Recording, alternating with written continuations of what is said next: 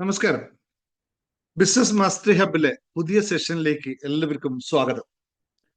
കഴിഞ്ഞ കുറച്ച് ദിവസങ്ങളായി നമ്മൾ ഇവിടെ സംസാരിച്ചു കൊണ്ടിരുന്ന വിഷയമായിരുന്നു സമ്പത്തിന്റെ നിയമങ്ങൾ എന്ന് പറയുന്നത്.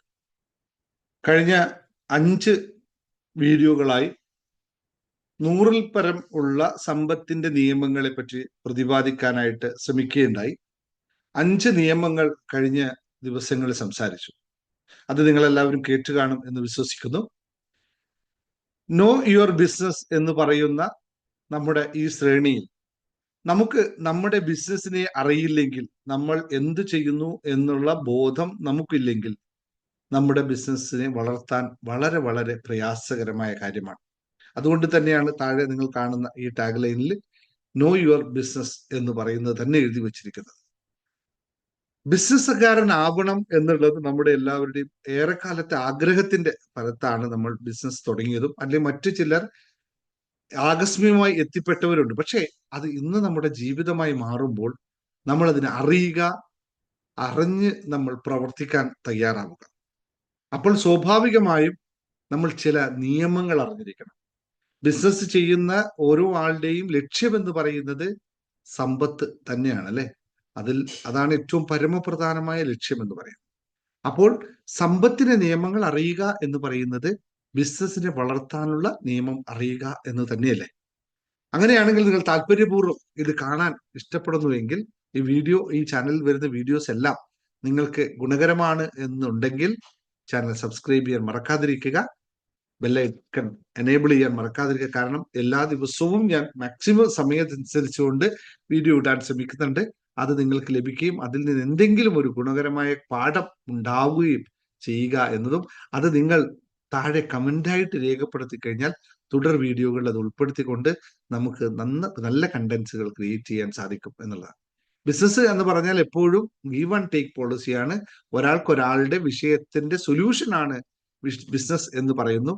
അപ്പോൾ നിങ്ങളുടെ ബിസിനസിന്റെ സൊല്യൂഷൻ, നിങ്ങൾ ചെയ്യാൻ പോകുന്ന ബിസിനസ്സിൽ ചിലപ്പോൾ ഞാൻ പറയുന്ന വാക്കുകൾ ഒരു സൊല്യൂഷനായി മാറുകയാണെങ്കിൽ, അതുപോലെ തന്നെ എന്റെ ബിസിനസ്സിലും നിങ്ങളുടെ വാക്കുകൾ ഒരു സൊല്യൂഷനായി മാറും എന്ന് തിരിച്ചറിയുക. അപ്പോൾ കമന്റ് ചെയ്യാൻ മറക്കരുത്.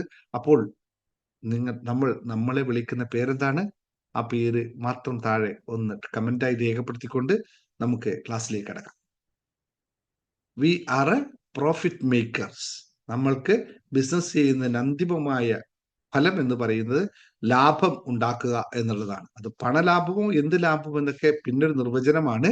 പക്ഷെ ലാഭമില്ലാത്ത ഒരു പണിയല്ല ബിസിനസ് എന്ന് തിരിച്ചറിയുക. അപ്പോൾ ഇന്ന് നമ്മൾ 6ാമത്തെ നിയമമാണ് പറയുന്നത്.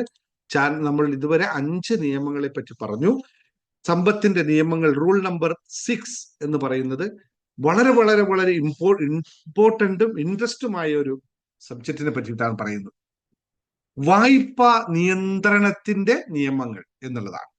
എന്താണ് വായ്പാ നിയന്ത്രണത്തിന് നിയമങ്ങൾ എന്ന് പറയാനുള്ള കാരണം? നോക്കൂ, ബിസിനസ് എന്ന് പറയുന്നതിനകത്ത് അവിടെ ടേൺ ഓവർ എന്ന് പറയുന്നത് വലിയ പ്രധാനപ്പെട്ട ഘടകമാണ്. ക്യാഷ് ഫ്ലോ എന്ന് പറയുന്നത് വളരെ പ്രധാനപ്പെട്ട കാര്യമാണ്. അപ്പോൾ ക്യാഷ് ഫ്ലോയെ കൃത്യമായി മാനേജ് ചെയ്യാൻ സാധിക്കാത്ത ഒരാൾക്ക് ബിസിനസ്സിൽ വിജയം വളരെ വളരെ ദുഷ്കരമായ കാര്യമാണ്. അതിന് വേണ്ടി നമ്മൾ പലപ്പോഴും വായ്പ എന്ന് പറയുന്ന അവസ്ഥയിലേക്ക് നമ്മൾ എത്തപ്പെടേണ്ടി വരും. അത് സ്വാഭാവികമായ പ്രക്രിയയാണ്. വായ്പ എന്നത് സാമ്പത്തികമായി മുന്നേറാൻ സഹായകരമായ ഒരു ഉപാധിയാണ് എന്ന തിരിച്ചറിവ് ആദ്യം ഉണ്ടാക്കിയെടുക്കണം. എന്നാൽ ശരിയായി നിയന്ത്രിക്കാതെ പോയാൽ ഇത് വലിയ പിഴവുകൾക്കും കടബാധ്യതകൾക്കും വഴിയൊരുക്കുന്ന ഒരു സംഭവമായിരിക്കും. അപ്പോൾ വായ്പ എടുക്കുമ്പോഴും അതിന്റെ ഉപയോഗം തീരുമാനിക്കുമ്പോഴും അടിസ്ഥാനപരമായ ചില നിയമങ്ങൾ മനസ്സിലാക്കി പിന്തുടരേണ്ടതുണ്ട് എന്നുള്ള തിരിച്ചറിവ് പ്രിയപ്പെട്ടവർ ഉണ്ടാക്കിയെടുത്തു കഴിഞ്ഞാൽ നമ്മുടെ ബിസിനസ്സിൽ വായ്പ ഉപയോഗിച്ചുകൊണ്ട് നമുക്ക് കൂടുതൽ കൂടുതൽ അഭിവൃദ്ധി ഉണ്ടാക്കാൻ സാധിക്കും. എല്ലാ സക്സസ്ഫുൾ ആയ ബിസിനസ്മാന്മാരും ബാങ്കിനെ ആശ്രയിച്ചുകൊണ്ടും മറ്റ് ധനകാര്യ സ്ഥാപനങ്ങളെ ആശ്രയിച്ചുകൊണ്ടും അവരുടെ ബിസിനസ് 10 മടങ്ങ് വളർത്താൻ സാധിക്കുന്നത് ഇത്തരം നിയമങ്ങൾ അറിഞ്ഞത് കൊണ്ട് തന്നെയാണ്.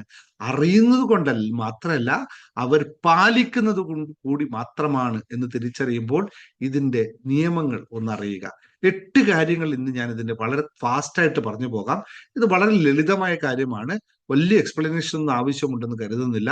ആ 8 കാര്യങ്ങൾ ഒന്ന് എഴുതി വെച്ചോളൂ. ഇത് നിത്യവും പാലിച്ചു കഴിഞ്ഞാൽ വായ്പ നമുക്ക് ഗുണകരമായി മാറ്റാൻ സാധിക്കും എന്നുള്ളത്. വായ്പ പലപ്പോഴും ഗുണകരമാണ്, അതിനെ കൂടുതൽ ഗുണകരമാക്കി മാറ്റാൻ സാധിക്കുന്നു. ഒന്നാമത്തെ കാര്യം, ആവശ്യത്തിന് മാത്രം വായ്പ എടുക്കുക. ദാറ്റ് മീൻസ് ഒരു വായ്പ എടുക്കുമ്പോൾ അതിന് കൃത്യമായ ഒരു ആവശ്യം ഉണ്ടായിരിക്കണം.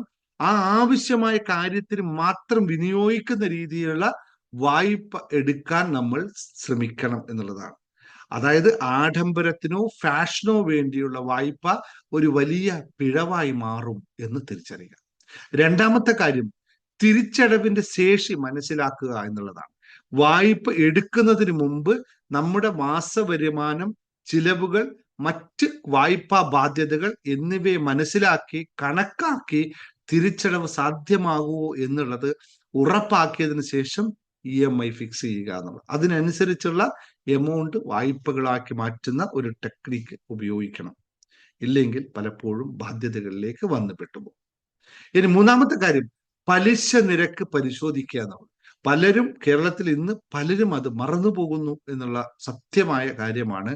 നിങ്ങൾ എല്ലാവരും വായ്പ എടുക്കുമ്പോൾ ഏറ്റവും ലോവസ്റ്റ് പലിശ ഉള്ള, അല്ലെങ്കിൽ വായ്പ എടുക്കുമ്പോൾ പലിശ നിരക്ക് ശ്രദ്ധിക്കുക.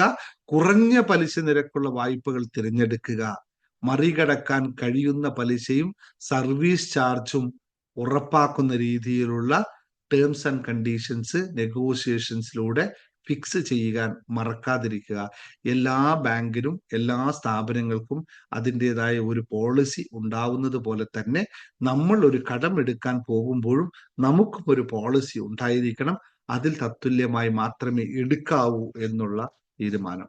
നാലാമത്തെ കാര്യം എന്ന് പറയുന്നത്, വായ്പയുടെ നിബന്ധനകൾ കൃത്യമായി വായിക്കുക എന്ന് പറയുന്നത്. എന്തുകൊണ്ട് അങ്ങനെ പറയുന്നു എന്ന് വെച്ചാൽ, പലരും വായ്പ എടുക്കാൻ നോക്കുമ്പോൾ 500 600 പേജിലുള്ള ബോണ്ട് ഉണ്ടാവും. ജസ്റ്റ് സൈനിങ് സ്ഥലം മാത്രം നോക്കിയിട്ട് ഒപ്പിട്ട് പോകുന്ന അവസ്ഥ. അത് പാടില്ല.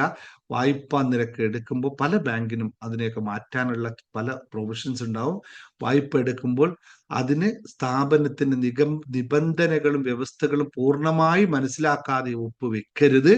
പിഴവുള്ള വായ്പാ കരാറുകൾ ഭാവിയിൽ വലിയ പ്രശ്നങ്ങൾക്ക് കാരണമാകും എന്നുള്ള തിരിച്ചറിവുണ്ടായി നമുക്കത് ചെയ്യാൻ സാധിക്കണം. അഞ്ചാമത്തെ കാര്യം എന്ന് പറയുന്നത്, വായ്പ സമയത്ത് അടയ്ക്കുക എന്നുള്ളത്. വായ്പ എടുക്കുമ്പോൾ തന്നെ തിരിച്ചടവിന്റെ ഒരു തീയതി നിശ്ചയിക്കുകയും സമയത്തേക്ക് വായ്പ അടക്കാതെ പോകുന്നത് കൂടുതൽ പലിശയും പിഴയും ഉണ്ടാക്കും എന്നുള്ള തിരിച്ചറിവോടുകൂടി ഉദാസീനത കാണിക്കാതെ അതിന്റെ ഡേറ്റിന്റെ 1 2 ദിവസം മുമ്പേ അതിന് അടക്കാനുള്ള സാധ്യതകൾ ഉണ്ടാക്കണം. നമ്മൾ തീരുമാനിച്ചുറപ്പിച്ചാൽ നമുക്കത് സാധ്യമാവുകയും ചെയ്യും എന്നുള്ളതാണ്. ആറാമത്തെ കാര്യം എന്ന് പറയുന്നത്, അനാവശ്യമായ വായ്പകൾ ഒഴിവാക്കുക. നമുക്ക് സ്ഥിരമായിട്ടുള്ള ഒരു പരിപാടിയാണ്. പലതരം ക്രെഡിറ്റ് കാർഡുകളിൽ ഉണ്ടാകുന്ന വായ്പകൾ ഉണ്ടാക്കി വെക്കും, പേഴ്സണൽ ലോണുകൾ ഉണ്ടാക്കി വെക്കും. അവയൊക്കെ ഒന്ന് പരിശോധിക്കുക. എല്ലാ സ്ഥലത്തും കൊണ്ട് ക്രെഡിറ്റ് കാർഡ് സ്വാപ്പ് ചെയ്യുന്ന ഒരു പ്രവണത നിർത്തുക. ആവശ്യത്തിന് വേണ്ടി മാത്രം ചെലവഴിക്കുക. മറ്റു പലതും ഒഴിവാക്കി മുന്നോട്ട് പോകാൻ സാധിക്കണം. ഇങ്ങനെ അതിന്റെ ഉദാഹരണങ്ങളിൽ കഴിഞ്ഞാൽ 1 മണിക്കൂറോളം പറയാനുണ്ടാവും. അതിലേക്കൊന്നും പോകുന്നില്ല. ഇത്രമാത്രം മനസ്സിലാക്കുക, ഇത് പ്രാവർത്തികമാക്കുക. ഏഴാമത്തെ കാര്യം എന്ന് വെച്ചാൽ, വായ്പയുടെ ഉപയോഗം സൂക്ഷ്മമായി നിരീക്ഷിക്കുക എന്നുള്ളത്. എടുക്കുന്ന വായ്പ എന്തിനു ഉപയോഗിക്കുന്നു എന്നത് ശ്രദ്ധിക്കുക. വായ്പയുടെ തുക നീതിനിഷ്ഠമായ ആവശ്യങ്ങൾക്ക് മാത്രം ഉപയോഗിക്കുക. എന്തിനാണോ ആ വായ്പ തന്നത് അതിൽ തന്നെ അത് ഉപയോഗിച്ച് അതിന്റെ ഉൽപാദനം ഉറപ്പാക്കുക. അതിൽ നിന്നും റിസൾട്ട് ഉണ്ടാക്കുന്ന രീതിയിലുള്ള വായ്പകളെ കൃത്യമായി കൊണ്ടുവരിക എന്നുള്ളത്. എട്ടാമത്തെ കാര്യം, അടിയന്തരമായ ഫണ്ടുകൾ ഒരുക്കി വെക്കുക എന്ന് പറയുന്നത്. നമുക്ക് പലപ്പോഴും ബിസിനസ്സിലായാലും ജീവിതത്തിലായാലും അപ്രതീക്ഷിതമായ ചില സാഹചര്യങ്ങൾ വന്നു പോകും. അത് സ്വാഭാവികമാണ്. ആ സമയത്ത് നമ്മുടെ വായ്പ നമുക്ക് തിരിച്ചടക്കാൻ കഴിയാത്ത അവസ്ഥ വരാതിരിക്കാനായിട്ട് ഒരു അടിയന്തരമായ ഒരു ഫണ്ട് നമ്മൾ ഉണ്ടാക്കി വെക്കണം. ഇത് സാധ്യവുമാണ് എന്നുള്ളത് എല്ലാവരും തിരിച്ചറിയുക. സാധിക്കാത്തതായി ഒന്നും ഇവിടെ ഇല്ല.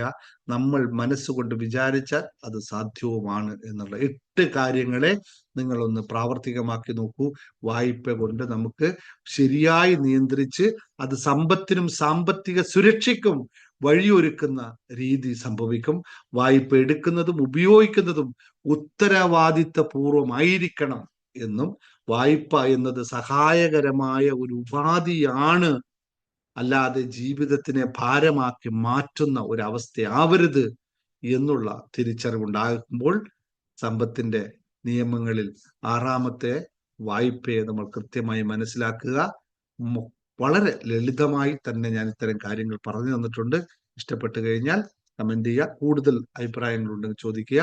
ഈ ആഴ്ച നമ്മൾ എല്ലാ ആഴ്ചയും ഞായറാഴ്ച ഒരു വെബിനാർ, ബിസിനസ് വെബിനാർ നടത്തുന്നുണ്ട്.